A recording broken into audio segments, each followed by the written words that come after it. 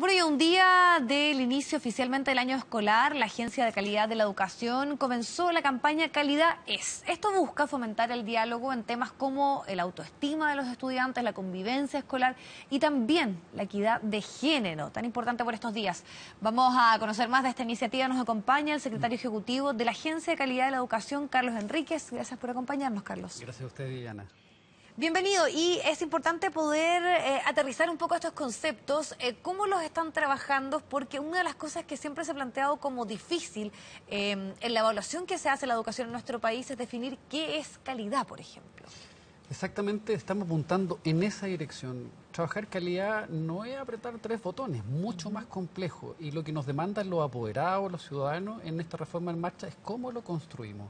Y el año pasado hicimos una invitación, el Ministerio de Educación y la Agencia de Calidad, a tener diálogos por la calidad. Y en ese sentido, las comunidades escolares, la importancia del protagonismo de los estudiantes, la participación de los padres apoderados, los mismos profesores y los directivos, dijeron que era calidad para ellos. Y hoy día esta campaña finalmente, Calidad es, pretende que en definitiva todos los actores de la sociedad civil, distintas organizaciones, las comunidades escolares, reflexionemos para que en definitiva nos demos cuenta que aquí se puede marcar la diferencia, obviamente en la sala de clase, con mejores clases, más desafiante, con mayor autoestima, esperando lo mismo o el máximo de niños y de niñas, pero también con las actitudes, con el ejemplo que finalmente colocamos todos los adultos. Por tanto, esta es una campaña finalmente en concreto cómo desplegamos todos los talentos de nuestros niños.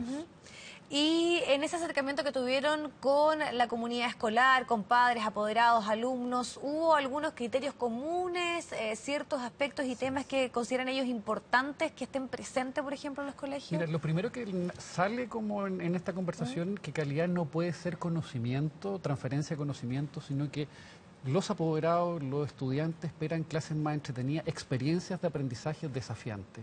Y en ese sentido, aquí hay varios como distintas frases que hemos ido acuñando en términos de lo que salió. Primero, que queremos que todos los niños aprendan el máximo, independiente de donde estén. Hoy día nuestros datos es que los grupos socioeconómicos altos, el 70% de los estudiantes logra el estándar adecuado, mientras los grupos socioeconómicos más bajos, el 20%. A las niñas les va mejor en lectura que a los niños en matemáticas, que pasa mucho por los estereotipos, por decir algunos ejemplos. Y bueno, lo que nosotros estamos tratando de invitar en esta reforma en marcha y con esta campaña de calidad es cómo en todos los colegios somos capaces de llevarlo esto en concreto. ¿Qué es lo que quiero decir?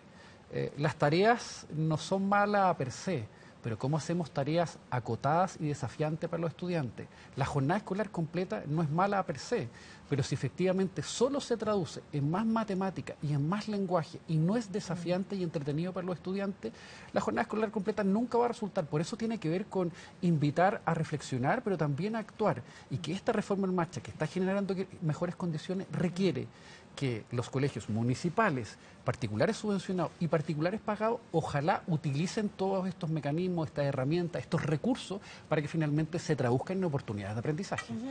Ahora, ¿cómo trabajan ustedes? Porque también hay ciertos datos que muestran la diferencia que existen en distintos colegios municipales. Los que están en comunas más acomodados siguen teniendo mejores resultados que otras comunas donde hay dificultades que muchas veces son mucho más complejas de trabajar que lo que puede ocurrir respecto a ciertas cosas que uno asume como normales dentro de los colegios, el tema de la convivencia escolar, etcétera. ¿Cómo entonces se puede hacer el trabajo sin dejar de lado tal vez esos colegios que más necesitan recursos, orientación, porque claramente están en una desventaja frente a otras instituciones? Mira, por eso nosotros como agencia de calidad hemos planteado que el debate no es en sacarle los patines a uno y ponérselo a otro, sino que todos tengan patines. ¿Qué quiere decir esto?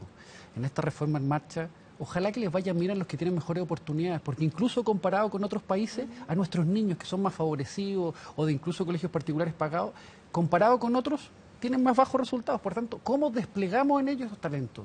Pero que esta reforma en marcha tiene, y como país teníamos un compromiso ético, moral, de poder invertir en los que menos tienen. Y en ese sentido, nuestro foco está en cómo los colegios utilizan estos recursos, cómo las horas no lectivas, que son las horas no lectivas, las horas que van a tener los profesores para planificar clases, son una posibilidad cómo acompañamos a los profesores. Ejemplo, si uno es profesor de matemática y no sabe geometría, necesita espacios de formación, de capacitación.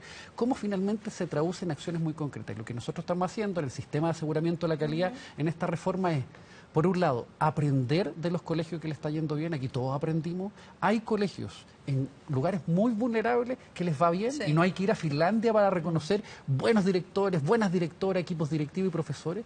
Y por otro lado, a los colegios que se nos están quedando atrás, que la política pública focalice todos los esfuerzos para poder mejorar. En ese sentido hay un sentido de urgencia con esta ley del sistema de aseguramiento de la calidad. Idealmente a los colegios que van a ir más avanzando se les va a dar un poco más de autonomía, a los colegios que se quedan en intermedio les vamos a dar orientaciones para ojalá tomen mejores decisiones, y a los colegios que se nos quedan atrás de todas las dependencias, porque insisto, queremos que todos los colegios municipales, particulares subvencionados y particulares pagados mejoren, obviamente con prioridad en la educación pública, y en ese sentido es colocar el centro en el aprendizaje integral de los estudiantes y no solo, como te decía, en evaluaciones o en mediciones.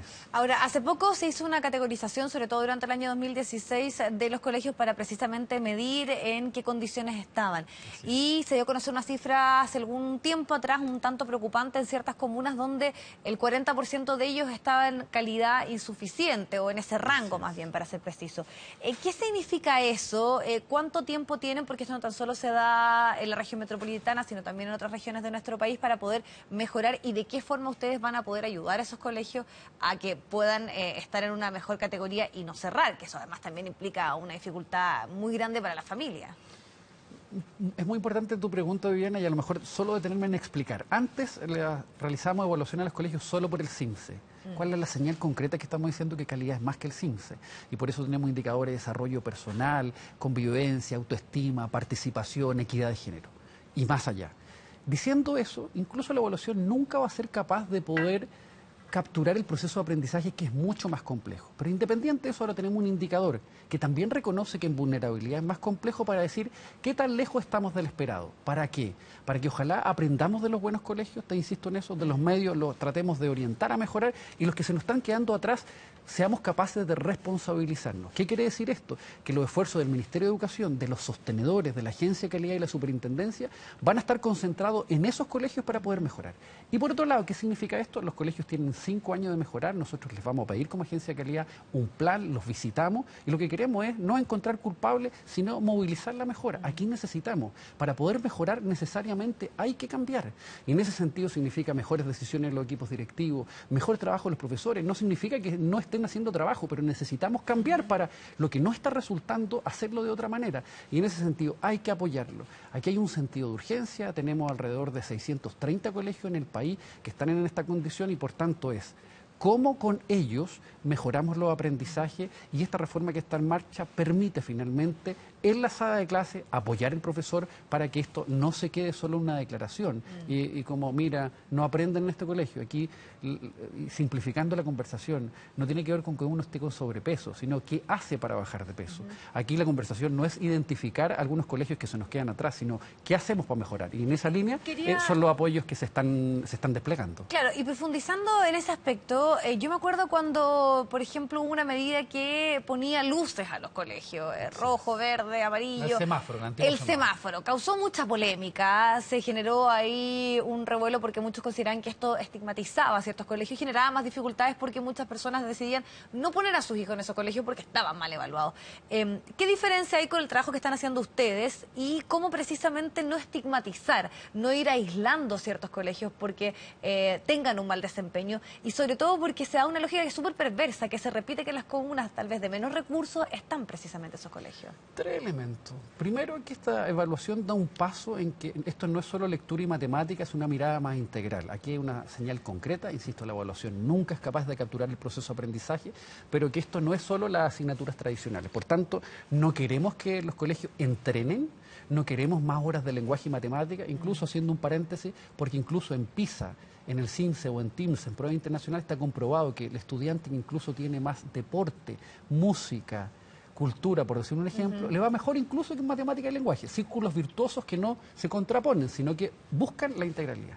Segundo, aquí se controla por grupo socioeconómico, que es lo que quiere decir esto, se reconoce que en vulnerabilidad es mucho más complejo trabajar. Por tanto, estamos diciendo que, mire, hay una distinción de que trabajar en vulnerabilidad y no en vulnerabilidad es distinto. Y tercero, aquí identificamos no en un ranking, no en un rojo, amarillo, verde, sino que en una distinción y en cada categoría hay más de 600, 1000, 1500 colegios. Por tanto, no ponemos desde el uno al último, sino más bien hay un grupo de colegios para que, idealmente, insisto, poder aprender de los que van avanzando, apoyar a los que se nos están quedando atrás. Y por último, yo te quisiera decir, los colegios se nos están quedando atrás, lo importante es no estigmatizar, y eso lo estamos haciendo porque no hay semáforo, porque en definitiva es información, no con estigmatización, pero también la idea aquí es responsabilizarnos, y en ese sentido el Ministerio de Educación, la Superintendencia y la agencia pretenden de que no ocultemos esta información, sino más bien cómo trabajamos con ello con un sentido de urgencia para que avancen, y yo creo que eso también es lo distinto de, finalmente, no estigmatizar, pero sí hacernos cargo para poder mejorar. Ok, bueno, muchísimas gracias por acompañarnos, por entender un poco más todo este proceso de poder finalmente definir qué es calidad, que para muchos sigue siendo tan complejo. Bueno, y la invitación, Viviana, es que con el hashtag calidad es, todos pueden opinar, de poder colocar su aporte en esta línea, y también desde la evidencia que incluso como cuando los colegios trabajan no solo lectura y matemáticas, sino que música y deporte y la integralidad, son círculos virtuosos finalmente para que nuestros niños aprendan más y mejor. Ok, perfecto. Muchísimas gracias, que esté muy Gracias a ti, bien. Viviana.